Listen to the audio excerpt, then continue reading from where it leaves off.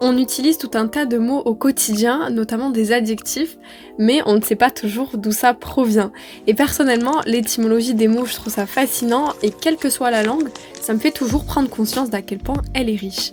Aujourd'hui, je reviens sur les origines de quelques mots de la langue française qu'on utilise très souvent. J'en ai sélectionné 5, mais c'est avec grand plaisir que je ferai une partie 2 à cette vidéo. Le boycott. C'est un mot qu'on entend énormément en ce moment, mais est-ce que vous savez d'où ça provient? Eh bien, ce mot provient de cet homme. C'est un homme qui s'appelle Charles Cunningham Boycott et qui était un ancien capitaine de l'armée britannique du 19e siècle. Un jour, il se met à travailler pour le compte d'un riche propriétaire terrien britannique, le Lord Erne, qui avait quelques terres dans le comté de Mayo, qui se situe donc à l'ouest de l'Irlande. Mais cela faisait déjà quelques années que les récoltes étaient mauvaises en Irlande, et donc les paysans qui travaillaient pour Lord Erne sur ces terres se sont mis à réclamer une réduction de moins 25% sur leur loyer. Et donc Lord Erne, qui était donc le propriétaire des terres, a accepté de leur offrir une réduction, mais seulement de 10% pour ces fermiers. Mais pour eux, c'était vraiment beaucoup trop peu. Et puis, il faut le dire, on est dans un contexte aussi où de plus en plus d'Irlandais veulent se défaire de la tutelle des Britanniques.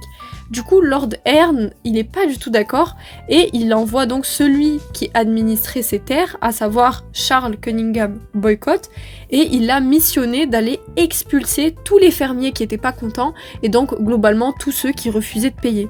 De là, les fermiers furieux se mettent donc à se liguer tous contre Charles Cunningham Boycott, et ils l'ont clairement boycott, c'est-à-dire que tout le monde a commencé à le détester, et la nouvelle est allée vraiment loin dans le village, puisque notre cher Charles Cunningham Boycott a subi un blocus. Il y a même un journaliste du Figaro qui écrira en 1880 « Le capitaine Boycott fut mis en interdit absolu. Aucun ouvrier ne consentit à travailler pour lui, aucun marchand ne voulut lui vendre la moindre provision, lettres et dépêches furent interceptées et pour sauvegarder sa vie, il ne put sortir de chez lui qu'armé jusqu'aux dents et accompagné d'une escouade d'agents de police. » Et ce que l'on sait, c'est que cette action a entraîné sa ruine au point qu'on puisse aujourd'hui parler de boycotter une personne ou une entreprise. Le marathon. En ce moment, franchement, j'entends tellement de gens dire qu'ils veulent courir un semi-marathon ou faire un marathon. C'est trop bien, mais est-ce que au moins vous savez d'où ça vient? Marathon, c'est une ville grecque dans la région de l'Attique, donc qui se situe environ à 40 km d'Athènes.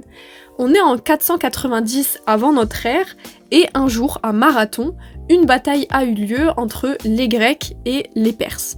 Je vous la fais courte, mais ce sont les Grecs qui vont gagner la bataille, et la légende raconte qu'on a missionné un messager du nom de Philippides pour aller informer la nouvelle à Athènes. Et donc pour ça, il s'est mis à courir de Marathon, donc la ville de Marathon, jusqu'à la ville d'Athènes, donc environ 42 km, pour pouvoir annoncer la victoire. Aujourd'hui, les marathons, on en fait de plus en plus souvent, et donc c'est en référence à cette course de Philippides que l'on appelle donc la course le marathon.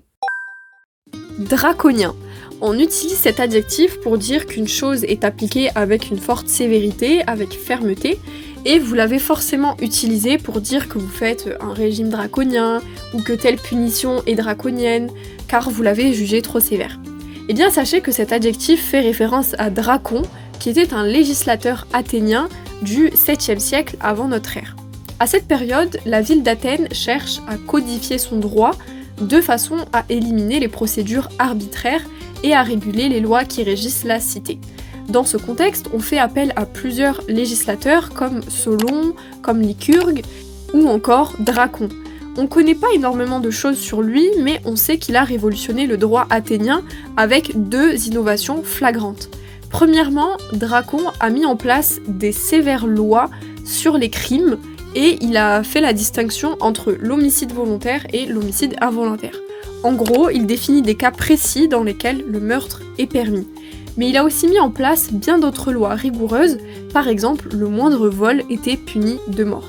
La deuxième innovation, c'est que Dracon a fait graver ses lois dans la roche, ou plutôt sur des tablettes de bois qui étaient fixées contre un mur, de façon à ce que nul ne puisse ignorer la loi. Le droit est désormais écrit, donc il est connaissable par tous ceux qui ont appris à lire, et donc les magistrats doivent désormais appliquer la loi de façon rigoureuse et selon ces lois précises, connues par tous, et non plus de façon arbitraire et différente selon les magistrats, comme ça pouvait être le cas auparavant. Le penseur grec Plutarque dira même que ces lois paraissaient écrites avec du sang et non avec de l'encre, ce qui alimentera la légende noire autour de Dracon. Il aura donc marqué les esprits, tant au niveau de ces lois sévères, mais aussi de leur application rigoureuse, ce qui donnera donc l'adjectif draconien. Le sandwich! Franchement, qui n'a pas mangé ce sandwich durant sa pause déj en pensant que ça allait suffire, mais qui a encore eu faim malgré tout? Bref, les sandwichs, qu'ils soient achetés ou faits maison, on en a tous mangé, mais l'origine du mot va vous étonner. L'homme qui nous intéresse aujourd'hui, c'est John Montagu, qui est un diplomate britannique du XVIIIe siècle.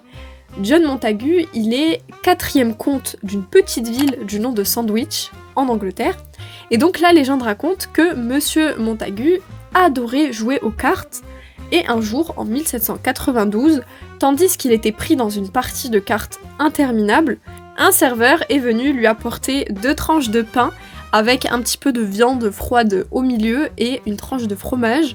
Et à partir de là, ce casse-croûte est devenu son plat préféré, puisque avec lui, il n'avait plus besoin d'interrompre son jeu pour déjeuner, et en plus de ça, le plat lui permettait de maintenir ses mains propres. Certains disent que cette histoire est beaucoup trop romancée et que la réalité c'est que John Montagu mangeait ses sandwichs plutôt au bureau, là où il passait le plus gros de son temps puisqu'il était diplomate et qu'il appréciait effectivement ses sandwichs car il pouvait les manger sans interrompre son travail. Et d'ailleurs, petite anecdote supplémentaire sur cet homme, sachez que lorsque James Cook a découvert les îles de Hawaï, il les a nommées en premier les îles Sandwich, en honneur au diplomate John Montagu, donc cet homme-là, le 4e comte de la ville de Sandwich. Pour notre dernier mot, on passe à la clémentine. Donc pour ce mot-là, on est au 19e siècle à Messerguin, donc près de Oran, en Algérie. Et donc le fruit doit son nom au frère Clément, qui, de son vrai nom Vidal Rodier, faisait partie de la congrégation du Saint-Esprit et était le chef des pépinières de l'orphelinat agricole de Messerguin. Et il y a 2 versions qui existent concernant la découverte de cette clémentine. Donc la première version raconte qu'un jour, un jeune Algérien a découvert un arbre sauvage au bord de l'oued Messerguin qui n'était ni un mandarinier ni un oranger. Les fruits étaient rouges et délicieux et ne présentaient aucun pépin. Ce fruit a intrigué le frère Clément et il a essayé de multiplier les greffes de cet arbre jusqu'à temps de créer le clémentinier.